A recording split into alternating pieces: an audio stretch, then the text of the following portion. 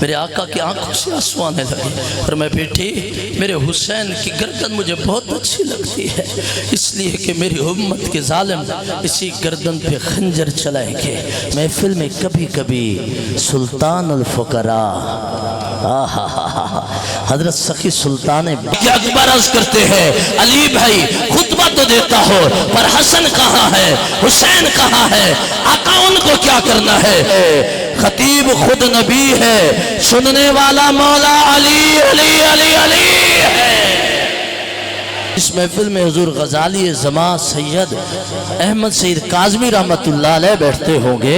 بات کو ذرا بات کر رہا ہو، مدینہ شہر ہے، اللہ کی رحمت کی لہر ہے، عشق محمد کے پہر ہے، سرکار کا مجمع لگا ہے۔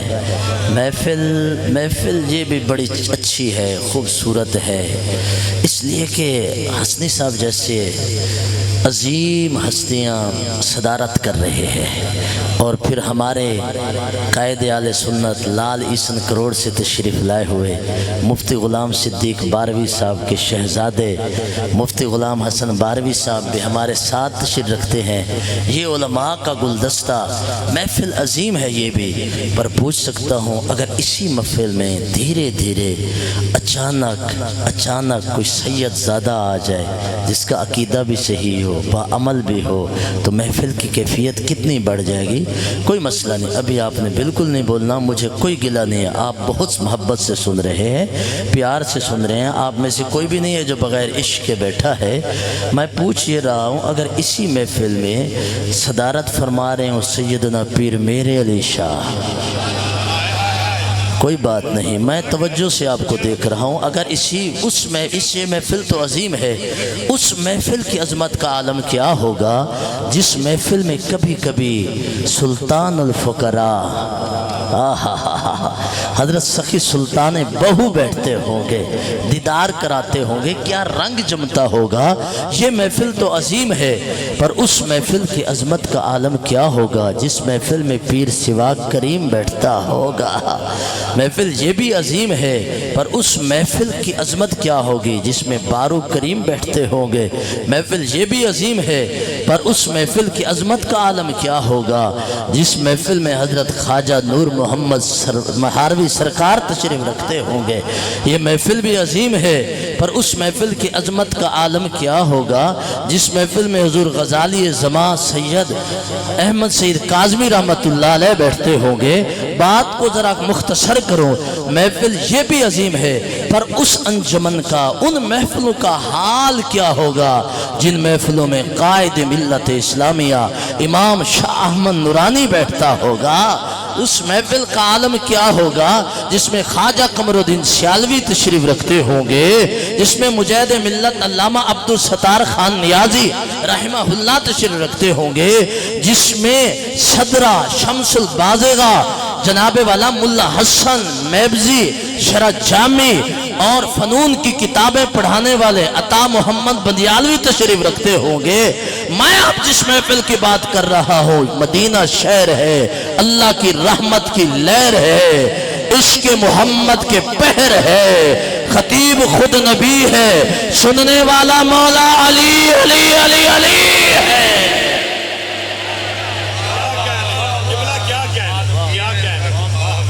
اس محفل کی عظمت کا عالم کیا ہوگا جس میں خطیب آمنہ کا لال ہوگا، سننے والا سونا بلال ہوگا۔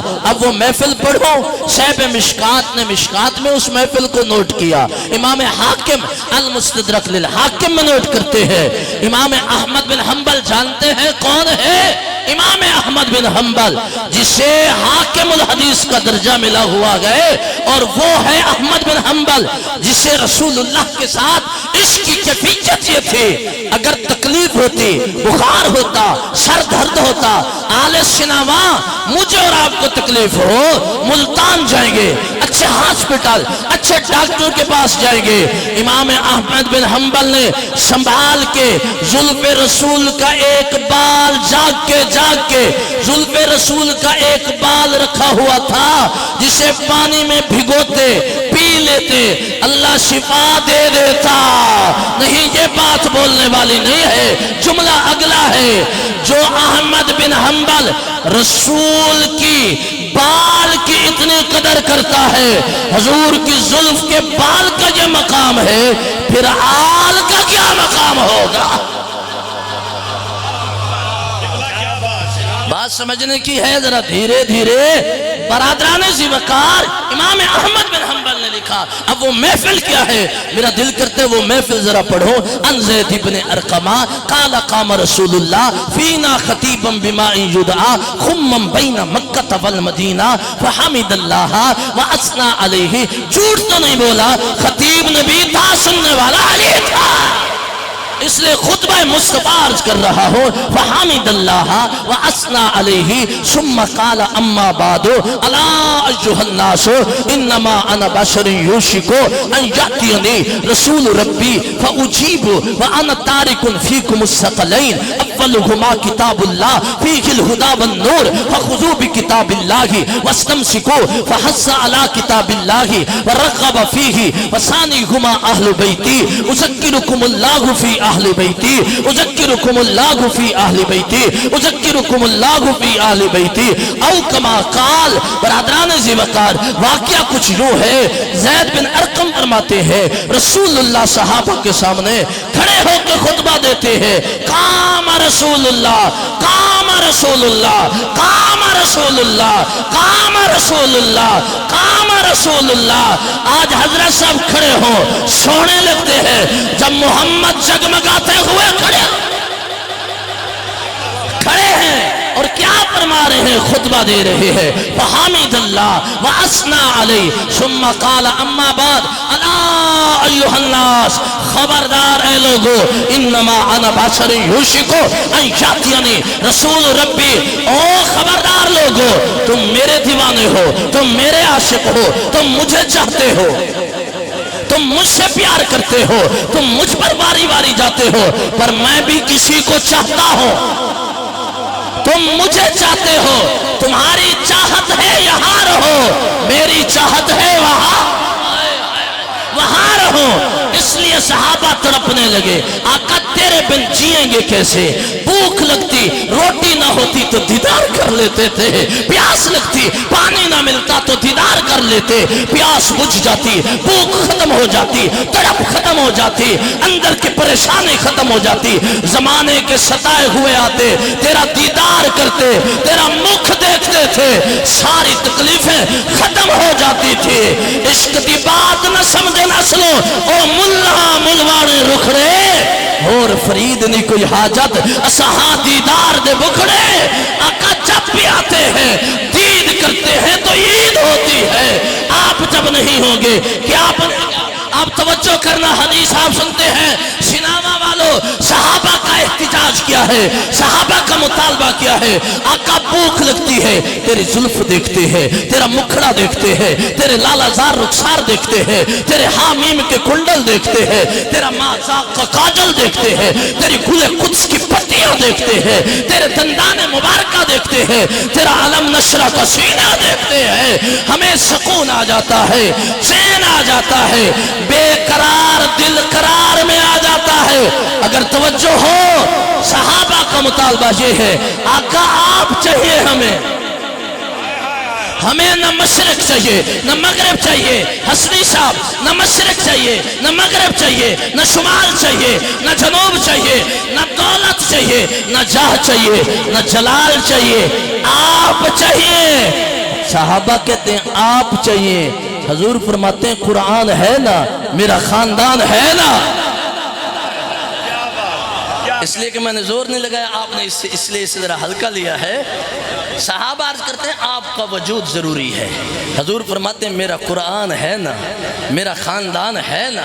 پتہ یہ چلا جس کے پاس قرآن ہے اور نبی کا خاندان ہے، گویا محمد عربی خود موجود ہے۔ آپ کہیں ایک نکتہ کہاں سے لیا؟ میں اس پر سپورٹ تاجدار صداقت کے عمل کی دیتا ہوں۔ حضور کا وصال ہوا، حضرت ابوبکر صدیق کا پہلا خطبہ تھا۔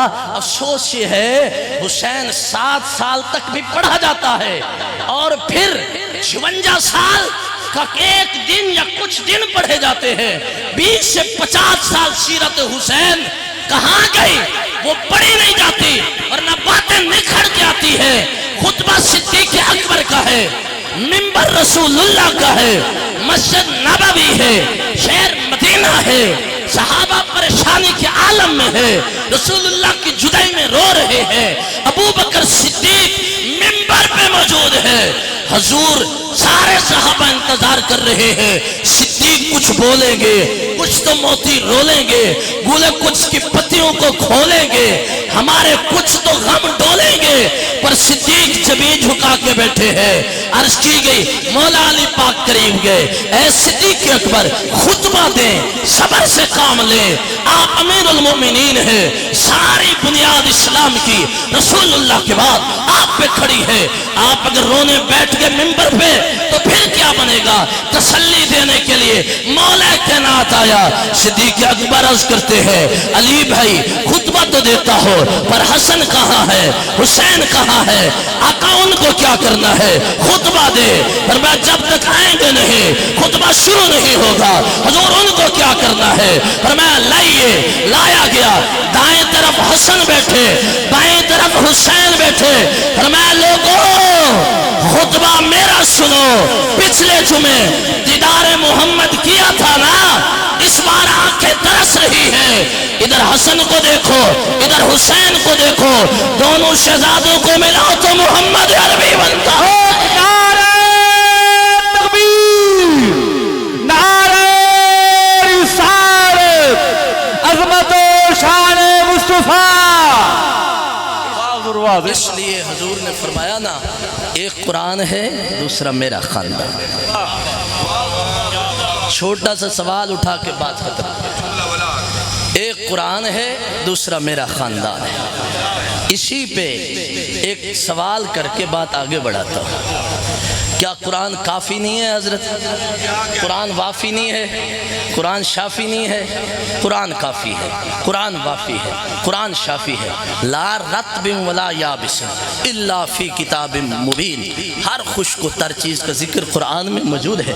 کیا صحابہ کا قول نہیں ہے، آل ابا کے اقوال نہیں ہے کہ اگر ہمارے اونٹ کی نکیل گم ہو جائے تو ہم قرآن سے ڈھونڈیں؟ مقصد کیا ہے؟ قرآن میں سب کچھ ہے، جب سب کچھ ہے تو پھر قرآن کے ساتھ اپنا خاندان کیوں؟ جب سب کچھ ہے پھر قرآن کے ساتھ نبی کا خاندان کیوں ضروری قرار دیا؟ اور یہ بھی نہیں کہا کہ ہے، یہ تو میں آپ کو مفہوماً سمجھا رہا ہوں، فرمایا فَخُذُوا بِكِتَابِ اللَّهِ مَا آتَاكُمُ الرَّسُولُ فَخُذُوا وَمَا نَهَاكُمْ عَنْهُ فَانْتَهُوا۔ قرآن کہتا ہے، ہر سٹیج سے آواز آتی ہے، کچھ احباب جو یزید کو اپنا بابا مان چکے ہیں، ان کے مقدر میں یزید آ چکا ہے، وہ تو یہ آیت زیادہ پڑھتے ہیں، جو تمہیں رسول دیں لے لو، جس سے روکیں رک جاؤ، بس بات ختم، دین مکمل۔ میں پوچھتا ہوں ادھر کیا ہے؟ ما آتاکم الرسول فخذوا، ادھر حضور نے کیا فرمایا؟ فخذوا بکتاب اللہ وَأَهْلُ بَيْتِ، فرمایا پکڑ لو مضبوطی سے۔ یہ خذ کا جو معنی ہے ایسے پکڑنے کو کہتے ہیں، ایسے پکڑو کہ پھر چھوٹے نہ، فرمایا ان دونوں کو پکڑ لو۔ کیا قرآن کافی نہیں تھا؟ لیکن میرے نبی جانتے تھے ایک وقت آئے گا قرآن پاک کا ترجمہ غلط کیا جائے گا، وَمَكَرُوا وَمَكَرَ اللَّهُ لکھا جائے گا، کافروں نے مکر کیا، اللہ نے مکر کیا، پر یہ قرآن لکھنے والے کا ہاتھ نہیں پکڑے گا۔ ایک وقت آئے گا قرآن پاک کا ترجمہ کیا جائے گا، وَوَجَدَكَ ضَالًّا فَهَدَىٰ، کہ اے نبی ہم نے آپ کو گمراہ پایا پس ہدایت دی، پر یہ قرآن ہاتھ نہیں پکڑے گا۔ اس لیے فرمایا یہ خاموش قرآن ہے، اس خاموش قرآن کے ساتھ کچھ بولتے قرآن کا ہونا ضروری ہے۔ جب یزید قرآن کی دھجیاں اڑائے گا یہ قرآن تو خاموش ہوگا، پر میرا حسین خاموش نہیں رہے گا۔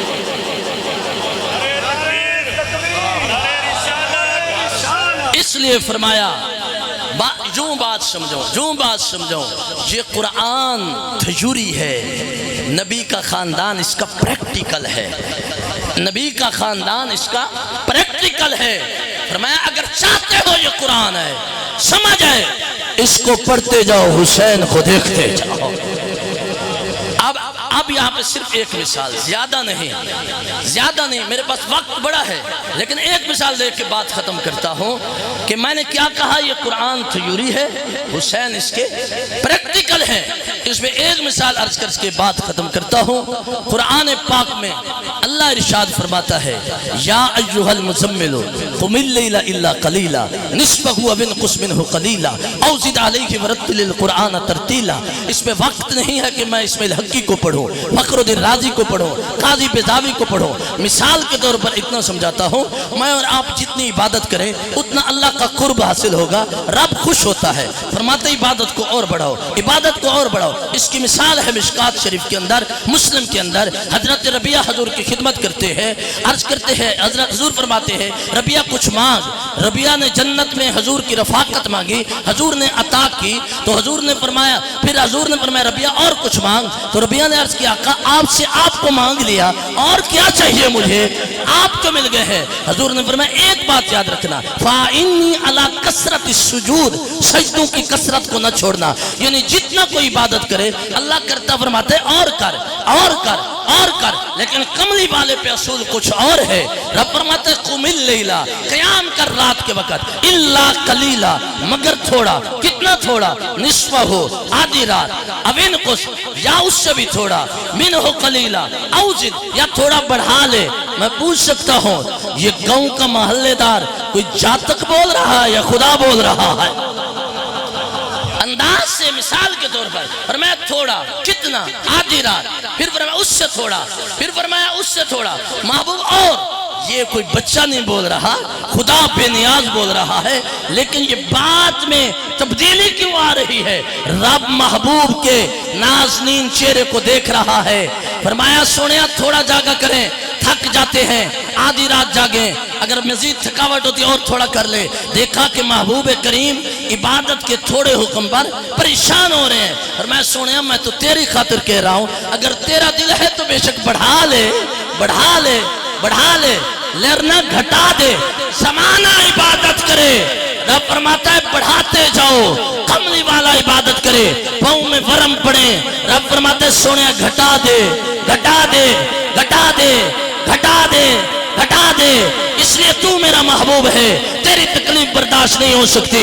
یہی محبوب سجدے میں ہے، پشت حسین سوار ہے، آواز آتی ہے سونیا بڑھا دے بڑھا دے بڑھا دے، مولا تیرا قانون ہے، میری تکلیف دیکھ نہیں سکتا، فرمایا قانون ضرور ہے، پر حسن و حسین کے لیے ہم قانون توڑتے بھی ہیں جوڑتے بھی ہیں۔ کربلا کا شاہ حسین، کربلا کا شاہ حسین، کربلا کا شاہ حسین۔ مہربانی لگے ہاتھ بخاری کی سیر کریں، بخاری کی حدیث ہے، کسوف کا باب یا خسوف کا باب، علماء پڑھیں۔ حضور نماز پڑھا رہے ہیں، پڑھاتے پڑھاتے حضور نے قدم آگے کیا، توجہ کریں، قدم آگے کیا، اور میرے آقا نے ہاتھ اوپر کیا، پھر ہاتھ نیچے، قدم پیچھے، نماز مکمل کی۔ علماء سے میں پوچھتا ہوں نماز ٹوٹی بھی ہے کہ نہیں ٹوٹی ہے؟ نہیں، نماز پوری ہوئی ہے۔ صحابہ نے پوچھا آقا ہاتھ ہوتے، پاؤں آگے، پھر ہاتھ نیچے، پاؤں پیچھے، خیر تو تھی۔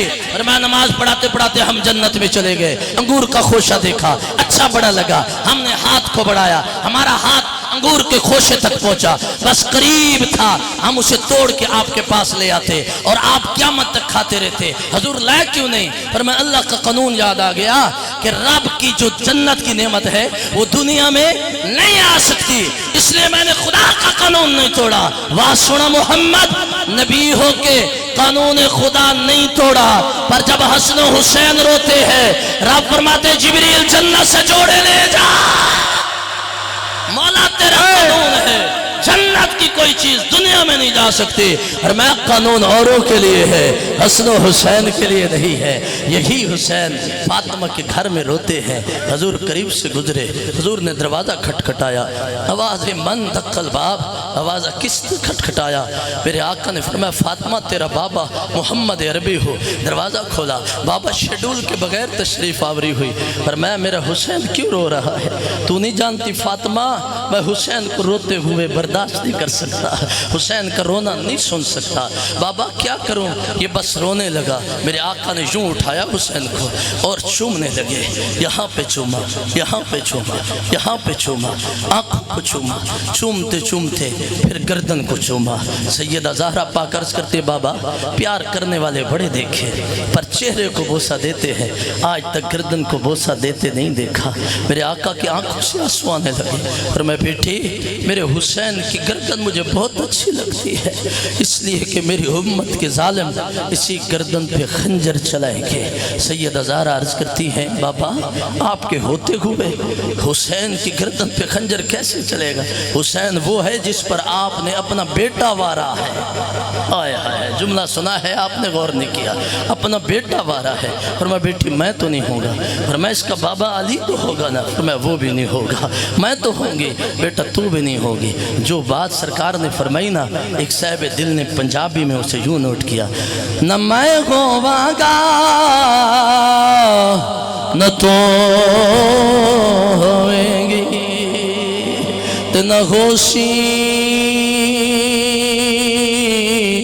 شیر خدا دا